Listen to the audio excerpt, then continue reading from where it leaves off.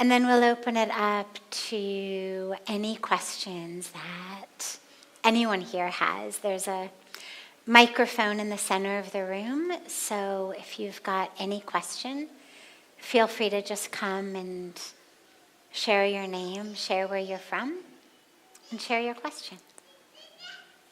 Yes, kids get to go first.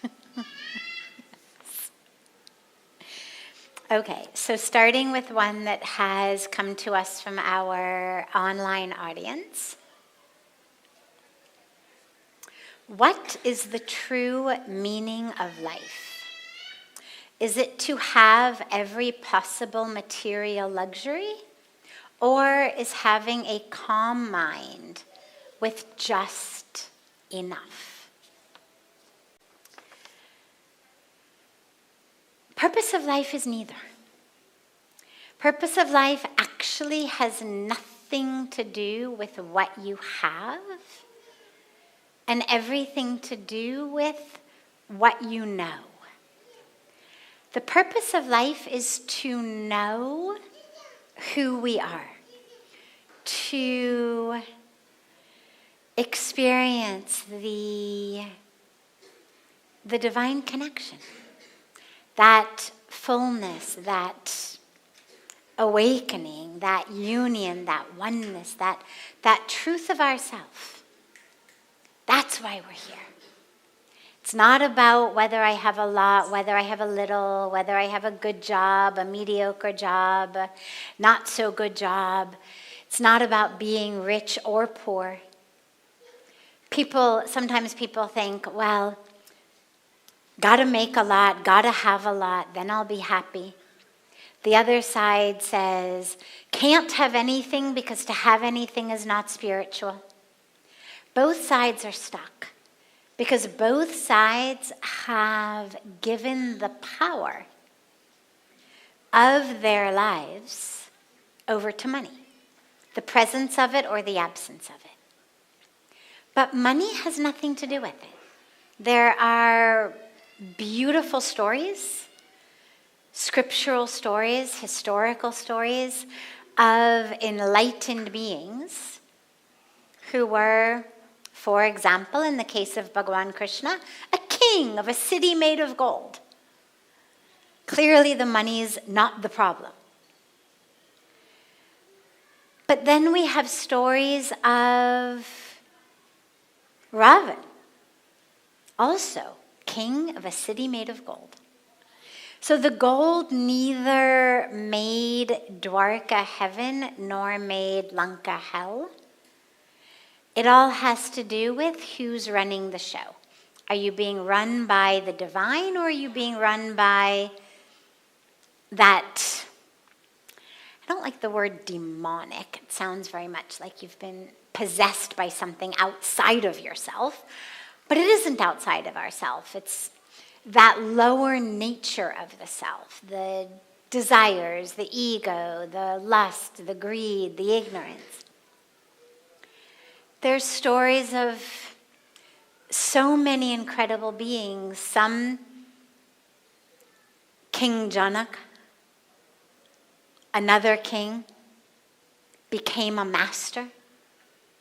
And then rishis, sages, sadhus, with nothing, enlightened. So we've got the entire spectrum on a financial and success level. And again, spanning the spectrum of enlightened to miserable. Awake, stuck.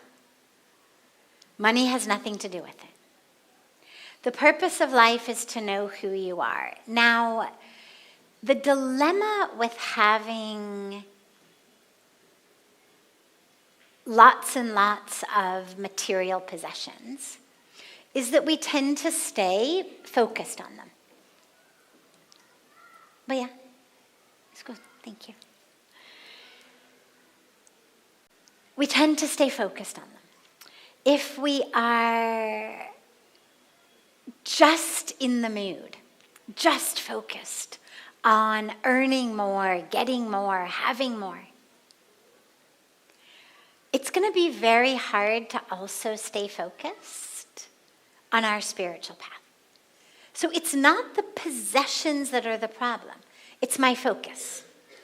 Should the possessions simply arrive as I'm in the flow of living in flow? No problem. But if I've dedicated my life to just making money so that I can have things, well, you can be pretty sure I'm not dedicating myself to my spiritual practices, which means that those material possessions are going to block me from that deep joy, from that deep peace, from that truth. But it's much subtler than that it's the problem with the possessions. It's my focus. And similarly on the other side, I could have nothing and be quite content with that. Have enough, have a bed to sleep in or a mat on the floor to sleep on, have enough food so that I'm nourished, have a roof over my head, have enough clothes so that I'm not cold in the winter time, and it's enough. But if I'm poor and I'm thinking it's not fair that I'm poor, I hate those people who are rich, they're never gonna, be spiritual. Well, then the poverty has made you stuck. So the wealth can make us stuck, the poverty can make us stuck, if we are identifying with it. So purpose of life, recognize who you are, spend the time, energy, focus, attention on our spiritual practices. Sometimes our karmic journey is to be very well rewarded in a material sense for the work that we do. We have a job, it pays well, we get lots of raises and promotions, or we are that, entrepreneur who invents something and it becomes a success. But a lot of us have karmic journeys that are not nearly so lucrative. Artists, musicians, teachers, so many sorts, so many of us. And each of us is here fulfilling our karmic journey. If the journey is one that's meant to attract financial wealth, it'll do that. If you play that role sincerely, you will attract that wealth. Other journeys, play it sincerely. Wealth isn't going to come, but a lot of personal satisfaction will. So don't judge it based on the possessions. Judge it by your state of presence, of awareness, of consciousness, of inner joy, of peace. Because if you feel like you're lacking something, you're poor.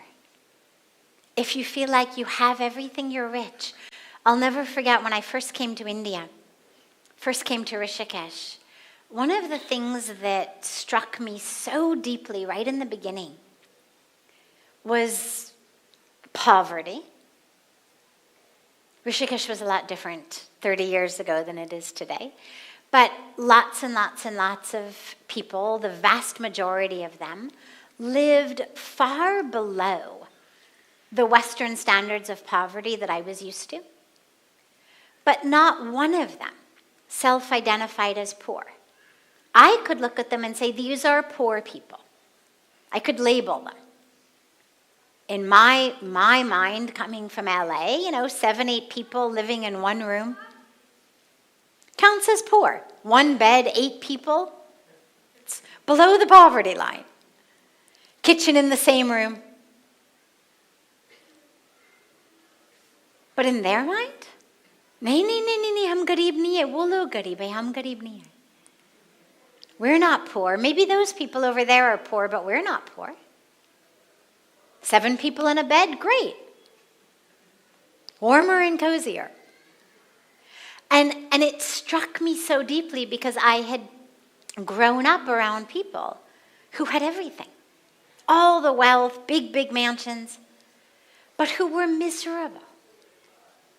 And to be surrounded by people who, on a material level, seemed to have nothing. but we're so happy. Struck me very, very deeply. But then, of course, we also have the flip side. You have people who are poor and angry about it and bitter. And they certainly have every right to be when, the way that our society works keeps them poor. But bitterness is never going to be enlightened. Neither is selfish or hoarding or grabbing. So stay focused on who I am, not what I have, and that's the path. Then whatever we're meant to have, you'll have. Beautiful. Other questions? Yes, please. Come, you can just come to the microphone. Up yahi aayega.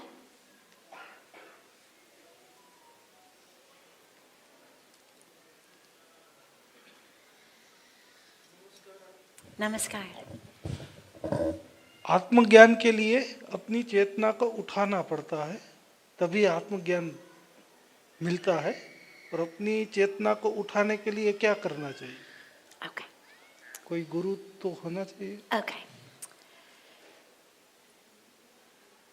In order to have the wisdom, the truth of myself, the awakening, the enlightenment, the moksha, the truth, we need to have an expanded consciousness. That's why we talk about doing things that help us to expand our consciousness. What do we need for that? Do we need a guru? Do we need other things? In theory, all we need is to go within. Because we are going to inner space, not outer space. If you want to go to outer space, first you need a mathematics professor. Then you need a science professor. Then you need a physics professor. Then you need to be in physics lab and chem lab and bio lab, and you need to get all kinds of degrees. Then you need to have somebody teach and train you for what it's going to be like to go into outer space. You've got to do all kinds of trainings and learning things. And you need people to teach you. Here's how you live in zero gravity.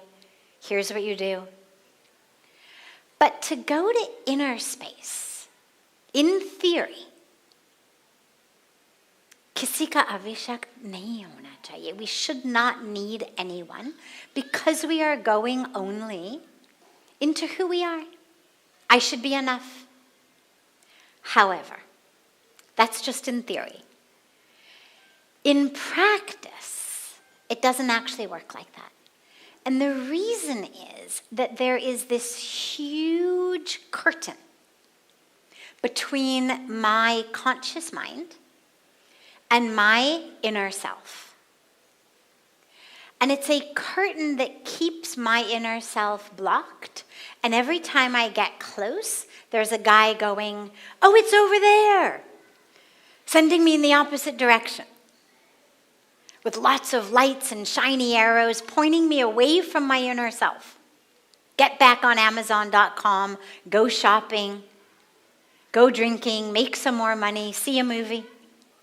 Every time I get close to the inner self, the guards of that curtain are sending me into other directions. The guards of that curtain are my ego, my ignorance, my fear, my desires, my patterns, my stories.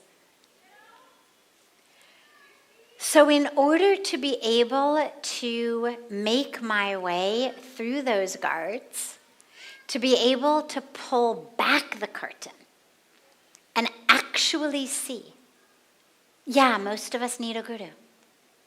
Because every time we get close, those guards that we don't realize are the ego that point us this way, that way, here, down, we believe them, we follow them, and we get lost. Or, even if we know it's the ego, we see that curtain and we think, uske piche kuch hai nahi. We think that is who I am. We see the ego, we say, oh, that's me. We see the fears, we say, that's me. We see the stories, the narratives, we say, oh, that's me. What the Guru does is shows you, walks you by the hand with the light back toward the curtain. And these guards don't even have the courage to say anything in front of the Guru. And if they do, the Guru just laughs them off. And then shows you how to pull back the curtain. So, yeah, most of us need that Guru. There are stories, of course, throughout history of mystics, sages, enlightened masters who just apne aap ho jate hain. But that's like a 1 in a million situation. And most of us are the 999,000 in the million. So having a guru gives you much, much better odds.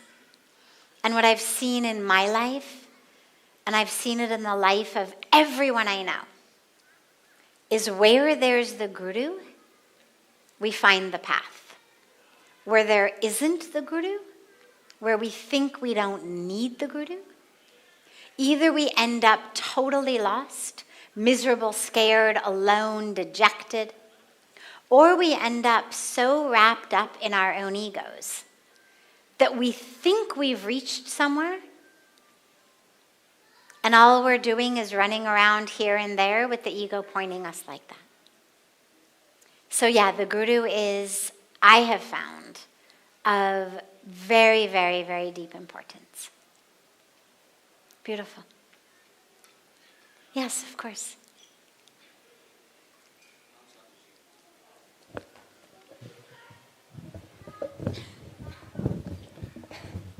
Pranam Sadhviji, and from the past 3 or 4 weeks, whatever questions are happening inside me, I could see somewhere it comes and you address it so very well.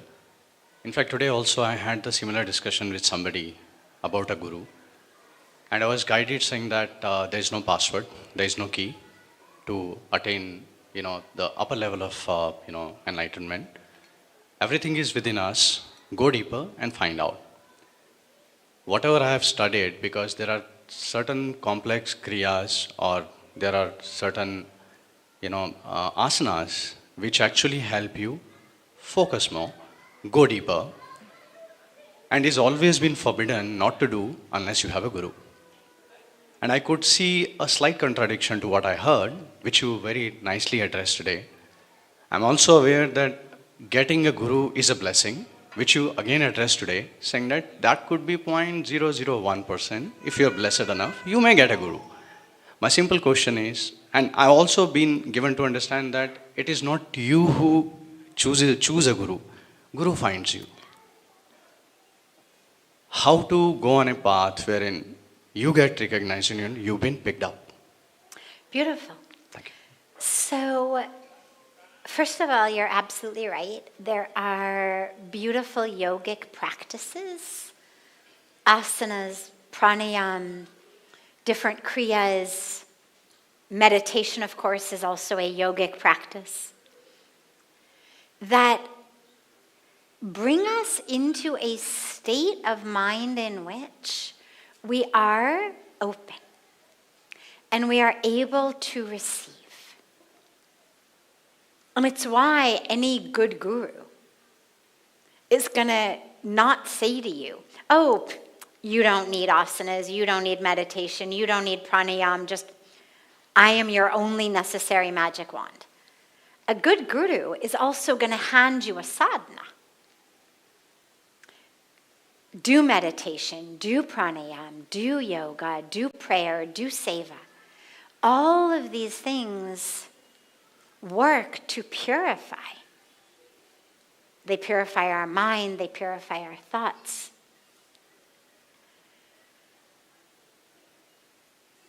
The reason that the guru is so necessary, and then we'll come to how, even when you have those practices, is the ego still comes in. And the ego comes in telling us things about ourselves. And sadly, a lot of times, those who do even more of the yogic practices, if they're not under the guidance of a guru, can get even more swept up in the ego. Because then you've got a practice to back you up. And they're like, oh yeah, I'm the one of this yoga or this meditation or these kriyas, and I know, and our ego just runs away with us. The guru is the one who quite literally, I think about it a lot like a lump of clay on a potter's wheel. Having a real guru is not easy. There was a book I read many, many years ago. I'm trying to remember who wrote it. I cannot at the moment remember who wrote it. But it had such a powerful introduction. It was talking about how most of us want basically a guru who's just going to butter us up and tell us, oh, you're wonderful, whatever you're doing is wonderful. And how few of us really want a guru who's going to give us the hard truth. But how that's what's needed. And how throughout history that's what the gurus did. But recently, over the last, few decades, where we have now so many gurus to choose from with access through ease of travel, ease of access, TV, now internet, all over the place, how we can find someone who will basically just butter us up and tell us that whatever we're doing is great. They'll give us a label tantra to label our promiscuity. They'll give us a label of this to label that. They can take patterns and habits that we have that really need to be worked with because they're holding us back, and they'll simply give us words that are meant to refer to teachings and practices that are much deeper and much more powerful. But they'll give them to us to kind of label our ego-filled, dysfunctional habits and addictions and tendencies and justifications and rationalizations. Because what we want is to be buttered up. So the reason that the guru is so necessary and the reason that a real guru is so necessary is otherwise our egos just run away with us. But I think about it like being a lump of clay on a potter's wheel. That's how it has felt to me in any case, is you literally spin around, you get metaphorically slapped. Swamiji's guru actually literally slapped him. He just slaps us metaphorically. But his guru actually whacked him. But you get, whether literally or metaphorically, you get whacked. And then when you think you just can't take it anymore, you get thrown into the fire and burned. But at the end of the day, you turn around and you look at yourself and you're like, oh my God, I've become useful. I'm a cup, I'm a vase, I'm a, teapot, I'm a whatever's been a bowl, whatever's been made. I've been turned into this nimit, this instrument that can now be used in the hands of the divine for whatever is meant to flow through it, to flow. But you got to go through that process. And so you see a lot of guru shopping these days. And we shop because what we want is someone who's going to, oh, it's okay, you're perfect just the way you are, and we don't want to do the work to actually have to change. That all being said, in terms of making yourself ready, a huge step has to be ready to be thrown on the potter's wheel, a recognition. In in the 12-step programs of addiction recovery, one of the core fundamental premises is you can only actually start to become free of addiction when you hit bottom. Only when you hit bottom are you then able to become free, because then do you realize what I'm doing doesn't work, I've hit bottom, I need something else. And even if we're not addicted to a substance, alcohol, drugs, gambling, whatever it may be, we're addicted to our egos. We're addicted to our own ways of thinking. We're addicted to our narratives, our stories, our justifications, all of that. And only when we realize, oh my God, this isn't working for me, we hit that spiritual bottom, that we finally realize, oh my God, okay. Like, I'm ready, show me the way, free from what my own mind is doing to me. So that readiness is key. And then the last piece is, the guru will find you, but what the guru is not going to do is force you to see them. A lot of times people ask, how do I know if a guru is the right guru? And tragically, I always say, there isn't an equation. I wish I could give you this equation that says, well, if X plus 4Y equals Z, then it's the right guru. But there isn't an equation. However, I can tell you how to know if it's not the right guru. And the way that we know it's not the right guru is because they're the ones who keep trying to convince us they are the right guru. The real guru is there shining light, there for us, but perfectly patient. If not this life, next life, it's okay. The universe is patient. Anybody who's going to run you down the street and try to convince you they are your guru, they are more wise, more enlightened, more smart, more powerful than the others, run as fast as you can in the other direction. So the guru will appear, but you've got to be prepared to have your eyes open and to say, oh yeah, okay, even though maybe you don't butter me up, even though, maybe you look different than I thought, or you act different than, whatever it may be. Oh yeah, you're the one I've been sent. And not letting the ego get in the way, looking for someone who's just gonna, pat us on the head and let us go on about our merry ways with a spiritual stamp of approval.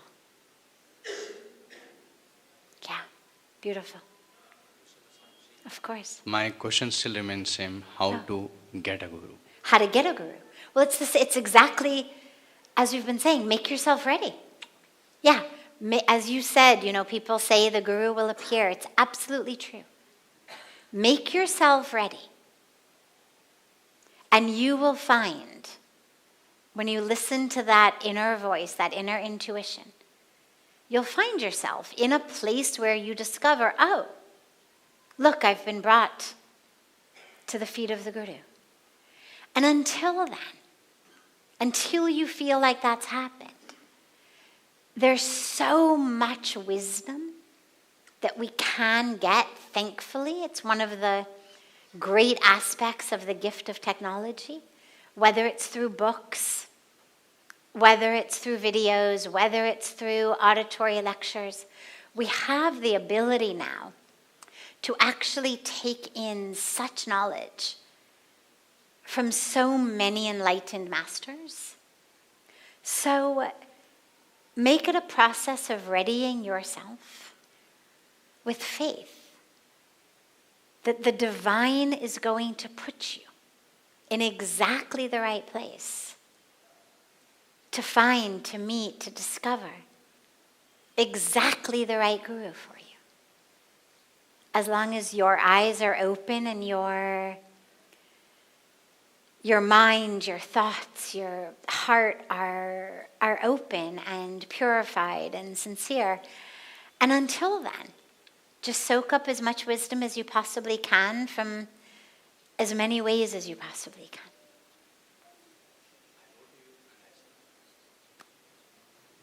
Beautiful. Yes. Yes. So my question is like, we do believe that in Sanatan Dharam that we have a same soul, like the soul doesn't live.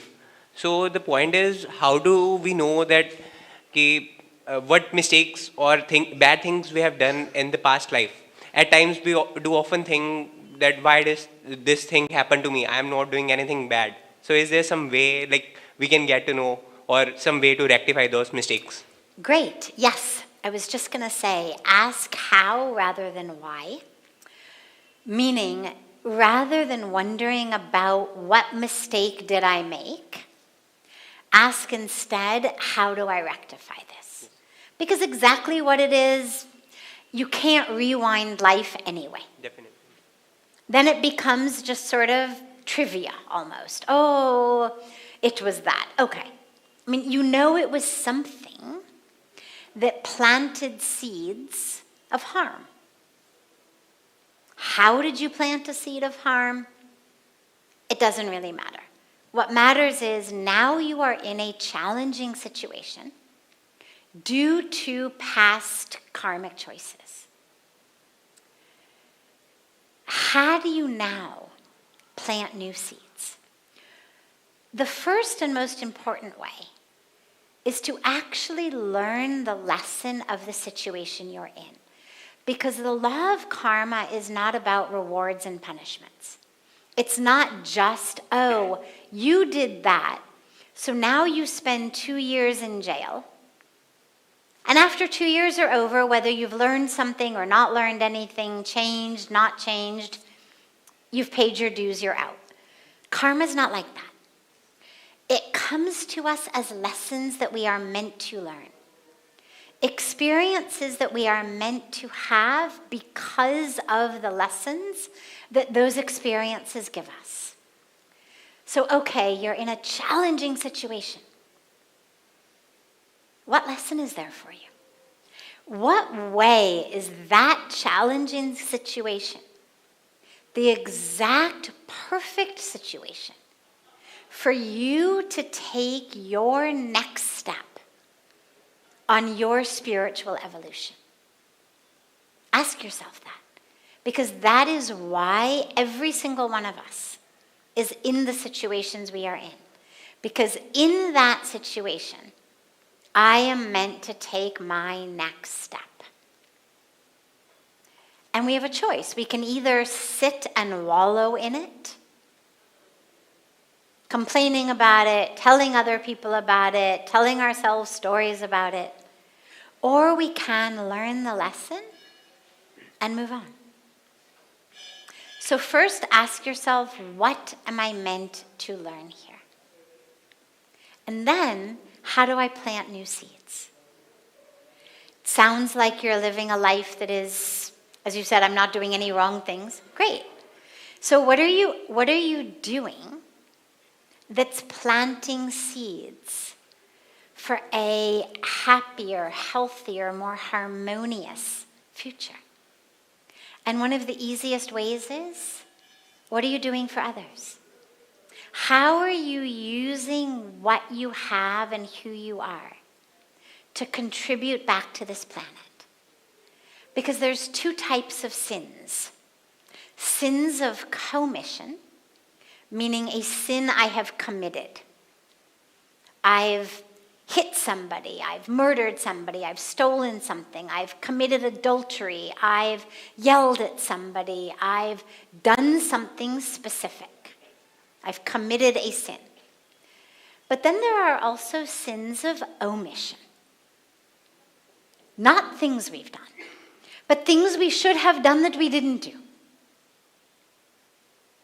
And we get karmic repercussion for acts of commission and also acts of omission.